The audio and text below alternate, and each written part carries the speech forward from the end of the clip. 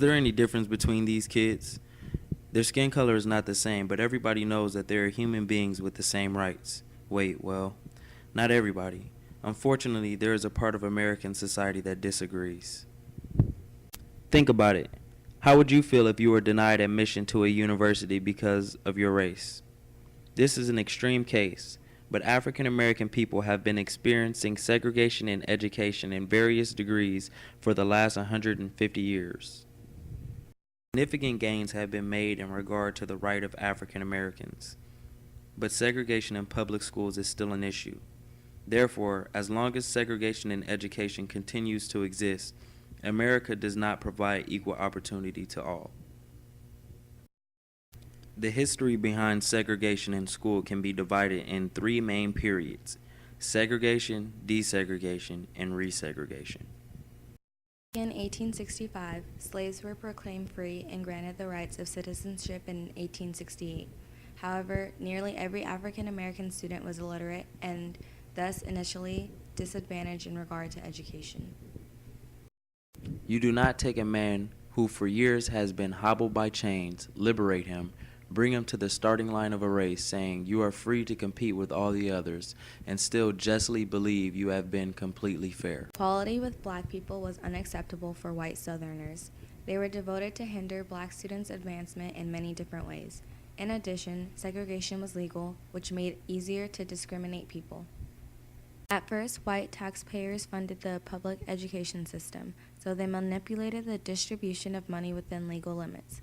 For African Americans, this translated into worse facilities, low-quality education, overcrowded classes, and a larger workload for black teachers with lower wages. Also, many white students attended private, all-white academies funded with the help of the state. Around a century after, pushed by demands of African Americans, the government passed laws to fight segregation. At the same time, the Supreme Court supported integration of schools. Neighborhood schools seem to be a good measure to achieve integration. Still, white Southerners devised two strategies to circumvent the system. Number one, the white flight. White parents moved to the suburbs to avoid sending their children to school with black kids. Number two, gerrymandering, which refers to the redrawing of school district lines to favor some white students. The effects of anti-segregation laws were not immediately evident. During the 70s and 80s, black students certainly enjoyed a period of integration. Unfortunately, these effects were ephemeral. The enforcement of desegregation laws and support from government faded. Starting in 2000, the Supreme Court started to revoke integration mandates. From the judicial branch viewpoint, integration had been achieved, so desegregation laws were no longer needed. Free from federal courts, schools, especially in the South, segregated rapidly. The problem is not only the isolation of poor black and Latino students, but also the huge difference in quality of education between white and black schools. For example, AP classes are not as common in black schools as they are in white schools. As a result, a great student excelling at a black school is likely to struggle to get into a college. This is not about how intelligent students are, but how much their high school helped them to prepare for college. Segregation is not any different than telling black kids that they do not deserve to attend white schools. Therefore, they are likely to develop a sense of impurity and their self-esteem will suffer. How will black children acquire the right mindset so important to be successful?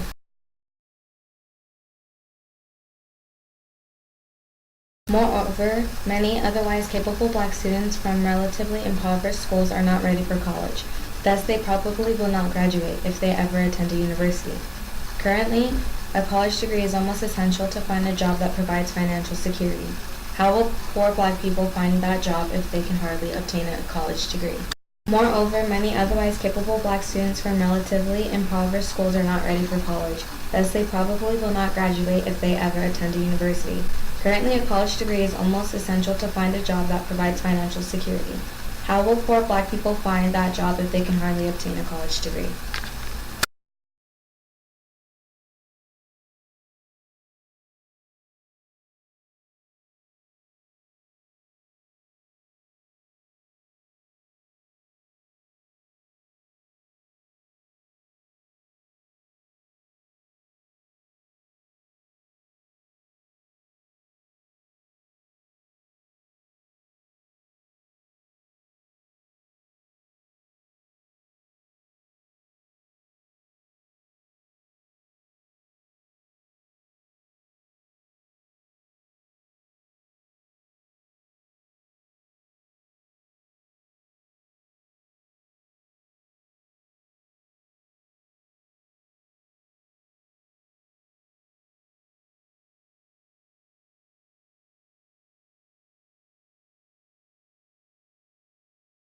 created using Powtoon.